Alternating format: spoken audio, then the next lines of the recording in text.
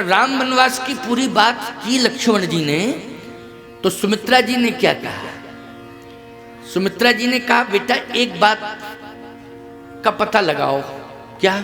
अभी तो तुम राम के पास जाओ और राम जी के पास जाके राम से ये पूछो कि ये वन भेज कौन रहा है, बस ये पता लगाओ। तो लक्ष्मण जी ने कहा माता जी चर्चा तो पूरी तरह से हो चुकी है कि कैकेयी अम्मा भेज रही हैं, और कौन भेज रहे हैं, और उसमें पिताजी का भी हाथ है। सुमित्रा जी ने कहा नहीं, गलत गलत। लक्ष्मण जी ने कहा चर्चा तो यही है, अब गलत हो या सही हो। नहीं, मैं कह रही हूं पहले पता तो लगाओ, राम इस बात को स्वीकार कर रहा है क्या? तो मैं जा रहा हूं, लेकिन कहीं आपके पास पुनः आऊं समाचार लेके तो प्रभु चले ना जाए, क्योंकि तैयार हैं वो तो जाने के लिए। बड़ी मुश्किल में आ पाया, भेजा उन्होंने, वो कहा जल्दी आना। कहे जाओ राम जी से कह देना जब तक वन भेजने वाले का सही पता ना बता दे तब तक अयोध्या छोड़ के ना जाए। आज्ञा से माता सुमित्रा। लक्ष्मण जी बोले तब तो पूरा क्लियर सीबीआई जांच बिठा लूंगा और क्लियर करूंगा कि कौन भेज रहा है, आप चिंता मत करो माता जी। अब यदि रुक जाएं वो, जब तक क्लियर रिपोर्ट ना आ जाए तब तक ना जाएं। हाँ कह देना आज्ञा से माता सुमित्रा। लक्ष्मण जी गए, भगवान राम ने कहा क्यों आज्ञा मिल गई? बोले आज्ञा नहीं मिली, स्टे लग गया। हाँ स्टे? हाँ बोले स्टे आ गया है, और जब तक स्टे विकेट ना हो जाए तब तक आगे कदम नहीं बढ़ाना है। भगवान बोले इसलिए तो मैं डर रहा था कि स्टे ना आ जाए, और स्टे आ गया तो स्टे लेके चला आया, इसलिए भेजा था मैंने तुझे। कहे प्रभु सुनिए तो। हाँ सुनाओ क्या बात है? बात यह है कि आप ये क्लियर करें कि आपको वन कौन भेज रहा है।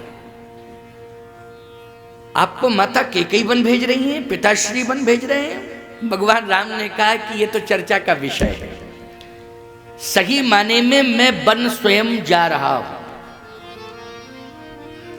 ये तो चर्चा है, लोक जन चर्चा का विषय है कि कैकेयी भेज रही, कैकेयी मां भेज रही है, महाराज दशरथ भेज रहे हैं, ये जन चर्चा का विषय है। वन में जा रहा हूं स्वयं। तो लक्ष्मण जी बोले आप क्यों जा रहे हैं वन, आपको क्या जरूरत पड़ गई? भगवान ने कहा वन जाने में मेरा हित है। क्या है हित है? कैसे हित होगा वन जाने में आपका? भगवान कहते हैं मुनिगण मिलन विशेष वन, मुनिगण मिलन विशेष वन सबई भांति हित मोर। इसके बाद ये जन चर्चा का विषय बन गया लक्ष्मण कि तहीं पर पितुआ यसु बहुर सम्मत जननी तोर। लेकिन मुख्य कारण बन जाने का मुनिगण मिलन विशेष वन सबई भांति हित मोर। मुनि महात्माओं से मिलने के लिए मैं बन जा रहा हूं, इसी में मेरा हित है। सकल मुनन के आश्रमन जाए जाए सुख दीन, ये है मर्म मेरे बन जाने का। लोग समझ नहीं रहे हैं और नारेबाजी कर रहे हैं कैकेयी मां के खिलाफ। कैकेयी मां के खिलाफ नारेबाजी कर रहे हैं, यही तो हो रहा था। सब मिल दे कैकेयी, गारी का मतलब खिलाफ नारेबाजी। गारी का मतलब क्या है? खिलाफ नारेबाजी। अज्ञानता का ये बादल छा गया है लक्ष्मण, पूरी अयोध्या में नहीं, जहां जहां तक ये बादल जा रहे हैं वहां पर अज्ञानता का बादल छा रहा, अंधकार ही अंधकार हो रहा है। ये अज्ञानता का बादल है। लेकिन आज मैं तुम्हें मर्म बता रहा हूं, सत्य तो यह है कि मैं अपने कल्याण के लिए बन जा रहा हूं। इसमें राम का हित है और महात्माओं का कल्याण है, गौ ब्राह्मण का कल्याण है। विप्रधेन सुर संत हित लीन मनुज अवतार, निज इच्छा निर्मितन माया गुण गो पार। इसलिए मुनिगण मिलन विशेष बन सबई भांति हित मोर। ये दोहा समझ लेना, मुनिगण मिलन विशेष बन सबई भांति हित मोर। जाओ लक्ष्मण माता जी से यही कह देना। अब लक्ष्मण जी रास्ता पर रटते गए, भूल ना जाए कहीं दोहा, मुनिगण मिलन विशेष बन, मुनिगण मिलन विशेष बन, मुनिगण मिलन विशेष बन, मुनिगण मिलन विशेष बन। सुमित्रा जी ने कहा पागल हो गया क्या ये, क्या कहता चला रहा है ये रास्ता भर है, ये क्या हो गया इसके दिमाग को। अच्छा लक्ष्मण जी ये सोच रहे हैं भूल ना जाए कहीं, अगर भूल गए तो फिर आना पड़ेगा, इसलिए रटते हुए जा रहे हैं, रटते हुए। मुनिगण मिलन विशेष वन, मुनिगण मिलन विशेष वन, मुनिगण मिलन विशेष वन, मुनिगण मिलन विशेष वन। सुमित्रा जी ने कहा क्या बात है। लक्ष्मण जी बोले मुनिगण मिलन विशेष वन। अरे तो बात क्या है ये, मुनिगण मिलन विशेष वन है क्या। क्लियर हो गया माता जी, भैया ने बता दिया, मुनियों से मिलने के लिए जा रहे हैं वन। सुमित्रा जी बोली बड़े बड़े मुनि तो सब अयोध्या में आए, कौन मुनि रह गए, आखिर रह कौन मुनि गए जिनसे मिलने जा रहे हो, हम भी नहीं समझ। राम का जब जन्म हुआ तब मुनि आए, क्यों भाई आए कि नहीं आए, सभी मुनि आए और 15 साल तक मुनि आते ही रहे राम से मिलने के लिए। और फिर एक बचे थे विश्वामित्र महामुनि, ज्ञान सुबह अभी आए थे, एक रह गए थे तो वो आए थे विश्वामित्र महामुनि, मुनि सब आए, महामुनि रह गए थे तो वो भी आए, अभी लेके चले गए राम। अब कौन से मुनिगण मिलन विशेष वन, ये मुनि कौन से स्पेशल रह गए, कौन से मुनि हैं ये समझ में बात नहीं आ रही है। जाओ राम से ये पूछ के आओ कौन से मुनियों से मिलने जा रहे हैं। लक्ष्मण जी बोले मैया इरादा समझ में आ गया, आप मुझे जाने नहीं देना चाहती, यही इरादा। सुमित्रा जी ने कहा ना ना ना ना ये इरादा नहीं है, क्या सोच रहा है लक्ष्मण तू, ना ना जो पैसी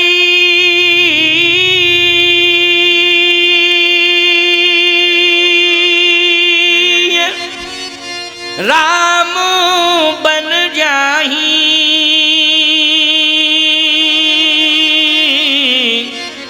तो अबध तुम्हार काज कछु नाई।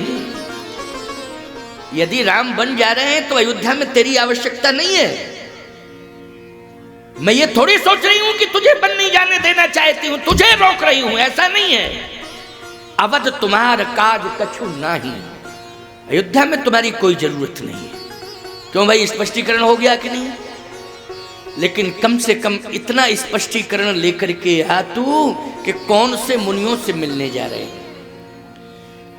लक्ष्मण जी ने कहा माता जी आप ही बता दो, आपके समझ में आ रहा हो वही आप पहले बता दो, आपकी समझ में क्या आ रहा है। तो सुमित्रा जी कहती हैं लक्ष्मण मेरी समझ में तो यही बात आई है, दूसरा कोई कारण नहीं है, बन जाने का एक ही कारण है। तो वो कारण क्या है, दूसरा कोई कारण है ही नहीं। तुम रही भाग राम बन जाही और दूसर है तू तात कछु नहीं, दूसरा कोई हेतु ही नहीं, तुम्हारे ही भाग्य, तेरे भाग्य से। लक्ष्मण जी बोले हमारे भाग्य से तो राजा बनना चाहिए था, हमारे भाग्य से बन जाना चाहिए था कि राजा बनना चाहिए था। सुमित्रा बोली लक्ष्मण तेरे ही कारण जा रहे हैं, कोई कैकेयी को दोष दे ये मिथ्या बात है, कोई महाराज को दोष दे चक्रवर्ती सम्राट को ये मिथ्या, इसमें कैकेयी दोषी नहीं है, बहन कैकेयी का दोष नहीं है, चक्रवर्ती सम्राट जी का भी दोष नहीं है। और लक्ष्मण इसमें कैकेयी के दोष की बात मैं क्यों कहूं, ये तो तेरे भाग्य की बात है। किसकी बात है, तेरे भाग्य की बात है। लक्ष्मण जी बोले वाह माता जी आप भी उल्टी बात कह रही हैं, ये भाग्य है कि दुर्भाग्य। नहीं नहीं नहीं बेटा तुम समझ नहीं रहे हो, तुम शेष हो, शेष। संपूर्ण पृथ्वी का भार तेरे ही ऊपर है, पृथ्वी के ऊपर राक्षसों का अत्याचार है, जहां जहां देश धेन दुज पावे नगर गांवपुर आग लगावे। अच्छा बोलो भैया गौशालाएं धरती पे बनी कि नहीं बनी, यज्ञशालाएं कहां बनी, धरती पे बनी है। साधुओं के आश्रम कहां बने, धरती पे बनी है। बोलो बने हैं कि नहीं बने, गौशालाएं धरती पे बनी हैं, यज्ञशालाएं धरती पर बनी हैं। भक्तों के घर किस पर बने हैं? बोलो तुम जैसे भक्त बैठे हो जो पूरा भगवान ही पे भरोसा करते हो, रात दिन उसके नाम का स्मरण करते हो। सही बताओ, ईमानदारी के साथ बताओ, तुम सबके घर कहाँ बने हुए हैं? धरती पर बने हैं कि नहीं बने हैं? लेकिन धरती किसके ऊपर टिकी है? बोलो लक्ष्मण, तुम शेष हो, शेष के ऊपर, शेष के ऊपर। तो माता हम नहीं समझ पा रहे बात क्या है। बात यह है कि राम बन जाएंगे तो राक्षस मारे जाएंगे, राक्षस मारे जाएंगे तो पृथ्वी का भार कम होगा, और जब पृथ्वी का भार कम होगा तो शेष को आधार मिल जाएगा। तो शेष तो तुम ही हो, इसलिए तुम्हारे ही भाग्य राम बन जाएंगे। तुम शेष हो लेकिन राम विशेष हैं। तापस वेश विशेष उदासी, 14 बरस राम वनवासी। तुम शेष हो और सीताराम क्या है? विशेष हैं। बच्चा बोलो सीताराम क्या है? बाकी दुनिया शेष और सीताराम विशेष। अच्छा बाकी दुनिया शेष है कि विशेष है? बोलो जल्दी। बाकी दुनिया शेष, सीताराम क्या है? विशेष। तापस वेश विशेष उदासी, 14 वर्ष राम वनवासी। इसलिए बेटा आज मेरी कोख धन्य हो गई। पुत्रवती जुती जग सोई, पुत्रवती जुती जग सोई। रघुपति भगति जासु सुत होई, रघुपति भगति जासु सुत होई।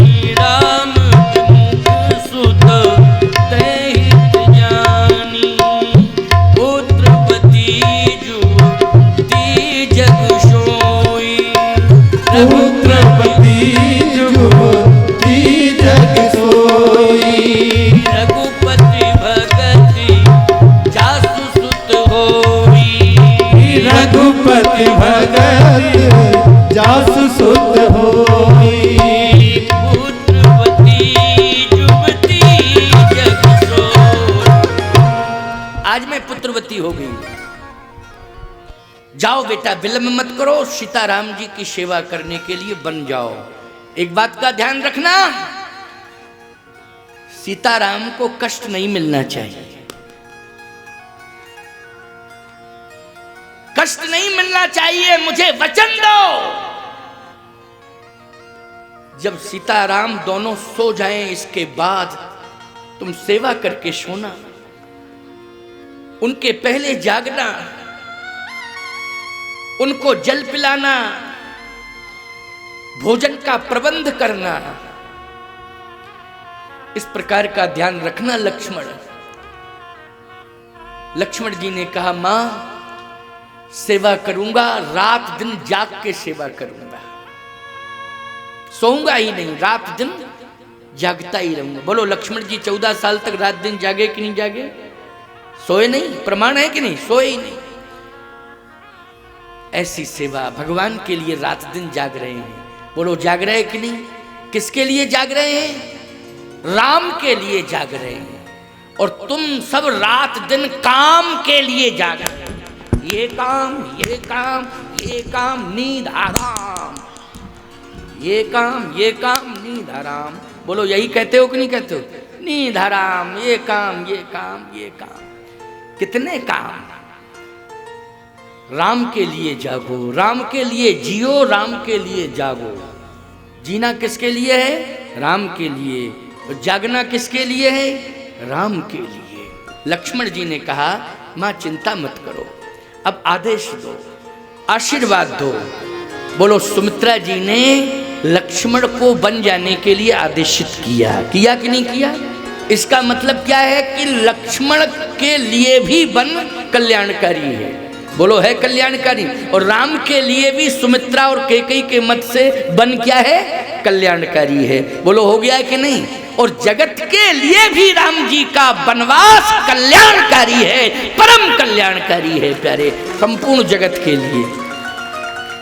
राजीव लोचन राम चले तज बाप को राज बटाओ की नहीं। अब थोड़ा सा आगे हम बढ़ रहे हैं, क्योंकि अभी 4:08 हुआ है। 4:08 टाइम तो वही हो जाएगा। आरती होते हवाते वो 5 तो बज ही जाते हैं। क्यों भाई? अभी आरती 4:30 4:45 तक प्रवचन करेंगे, फिर आरती होगी 15 मिनट 20 मिनट लग ही जाता है। तो ये टाइम ठीक है, इसमें अब कोई दिक्कत वाली बात नहीं।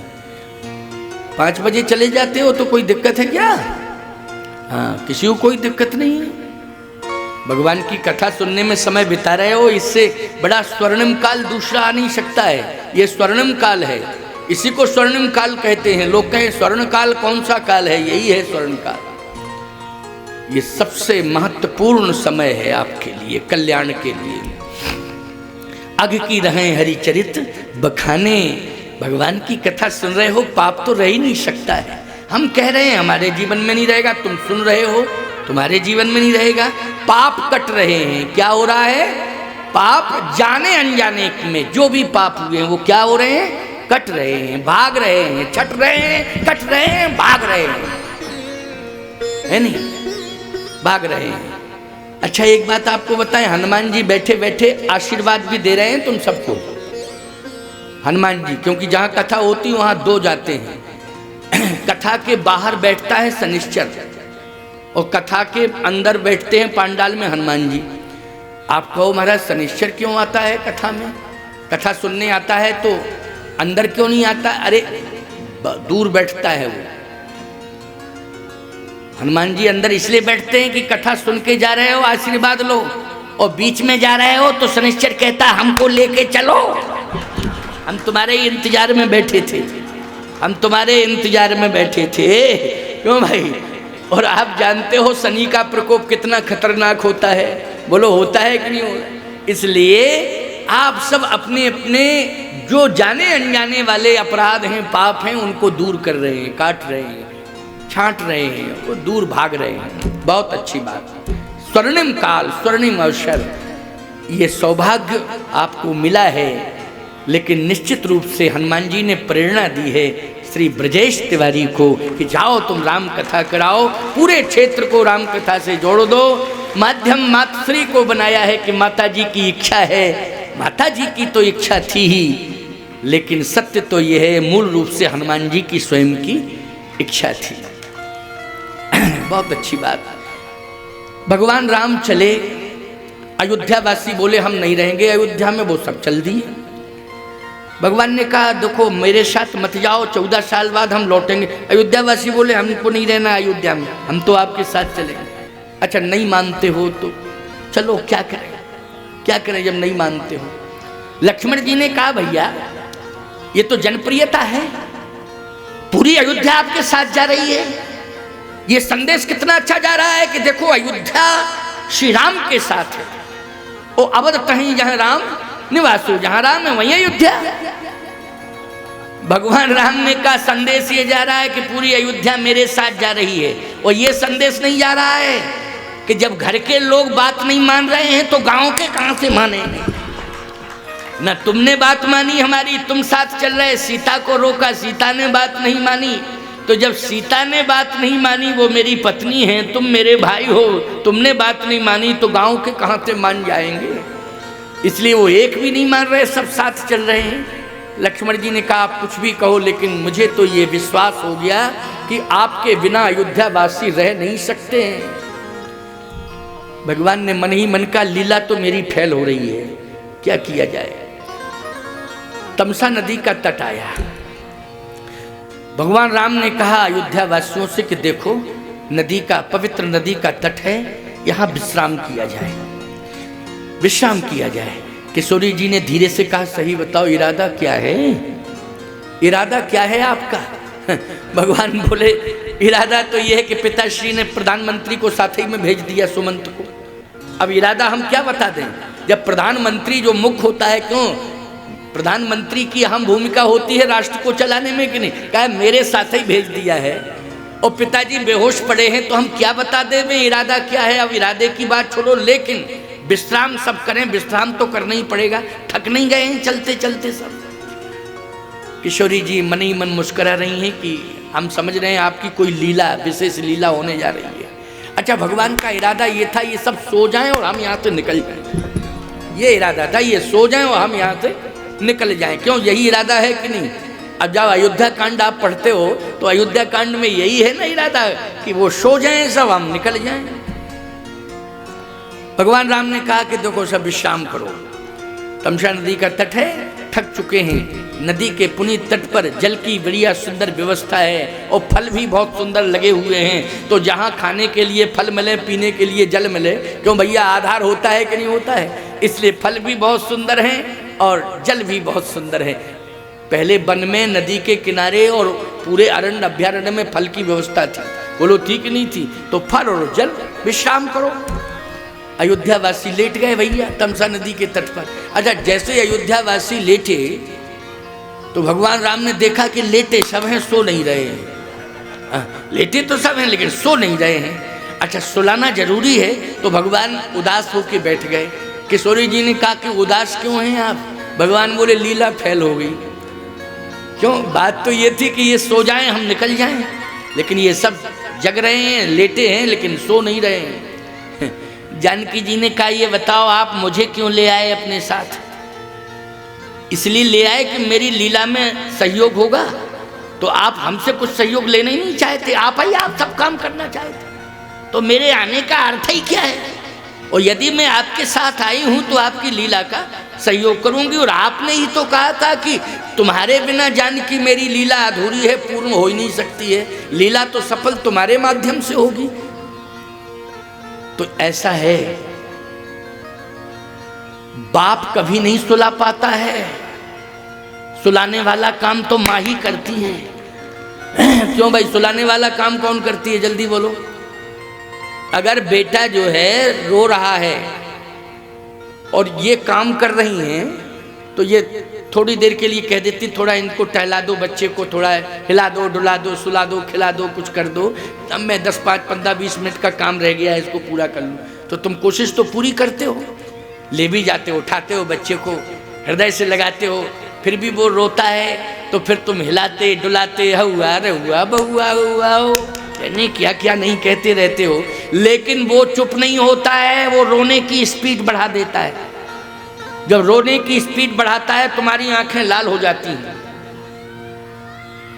कहां से ये शैतान पैदा हो गया, दिमाग खराब कर दिया इसने, संभालो इसको।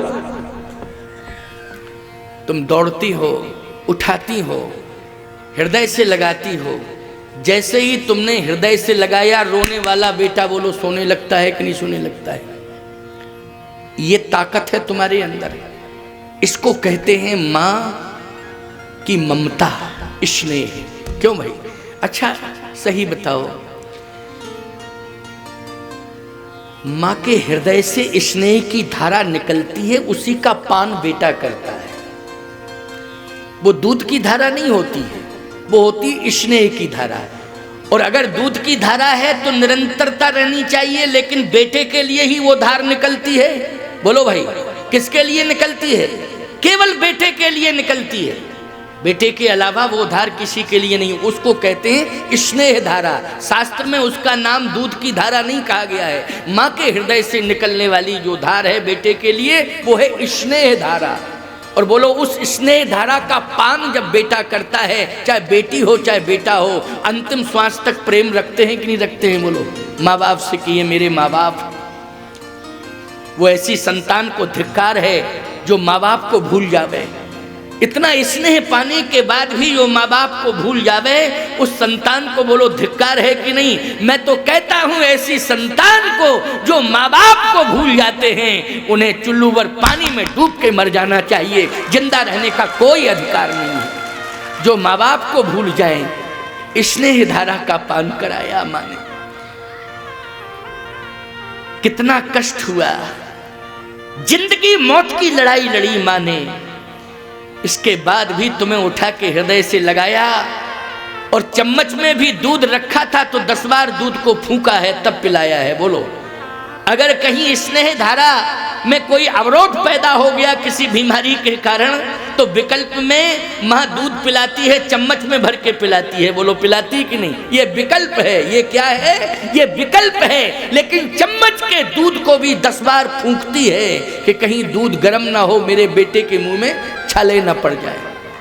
ये है माँ का प्रेम। और सुनो, अभी ठंडी पड़ने लगी है, थोड़ा सा जनवरी प्रारंभ होगी और ठंडी पड़ेगी। बोलो, पड़ेगी कि नहीं? लेकिन जनवरी की ठिठुरती ठंडी में अगर बेटे ने बिस्तर को गीला कर दिया है तो ईमानदारी से बताओ, उसी समय माँ उठा लेती है कि नहीं उठाती है बेटे को? बोलो, और उठाती है और फिर हृदय पर लिटाती है और स्वयं गीले पे सो जाती है। बोलो, सो जाती है कि नहीं? स्वयं गीले पर सो जाती है, बेटे को उठाती है और हृदय पर लिटाती है, लेकिन बेटे को आंच नहीं आने देती। ये है माँ।